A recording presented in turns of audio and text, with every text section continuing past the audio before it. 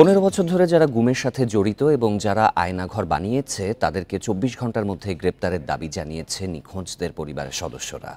জড়িতদের আন্তর্জাতিক অপরাধ ট্রাইব্যুনালে বিচার দাবি তাদের। আন্তর্জাতিক গুম প্রতিরোধ দিবসে কেন্দ্রীয় শহীদ মিনারে মানববন্ধনে এই দাবি জানানো হয়। যারা মারা যায় তাদের কবর জিয়ারত করা যায়, কিন্তু আমরা এমনই হতভাগা যে আমরা জানি না আমাদের বাবা জীবিত নাকি মৃত। অনেক কষ্ট দেয়। আমার বাবাকে আপনারা ফিরিয়ে দিন। বাবা কেমন আমি সেটা জানি না। আমি আমার বাবাকে দেখতে চাই, আমি আমার বাবাকে ছুঁতে চাই।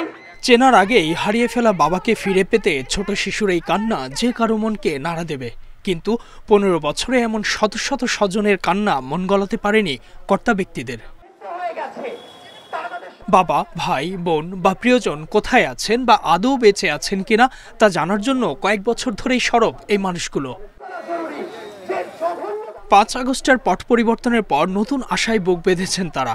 নিখোঁজদের স্বজনরা বলছেন আইনশৃঙ্খলা বাহিনীর পরিচয়ে তাদের তুলে নেওয়া হয়। ডিজিএফআই, র্যাব, পুলিশ কার্যালয় সহ নানা জায়গায় ধর্ণা দিয়েও মেলেনি খোঁজ। প্রশাসনের দ্বারে দ্বারে ঘুরেছি, তারপর স্বৈরাচারী সরকারের স্বরাষ্ট্রমন্ত্রী আসাদুজ্জামান কামালের কাছে আমার মা 42 বার গিয়েছে। উনি বলে আপনার ছেলে গা ঢাকা দিয়েছে, বিদেশ চলে গিয়েছে। প্রত্যেকটা পরিবার কাছ থেকে 20, 50, 60 এইভাবে র্যাবের যারা জড়িত তারা প্রত্যেকে মুক্তিপণ আদায় করছে। কেন্দ্রীয় শহীদ মিনারে মায়ের ডাকের মানববন্ধনে বক্তারা বলেন, আওয়ামী লীগ আমলে 7 শতাধিক মানুষ গুম হয়েছে।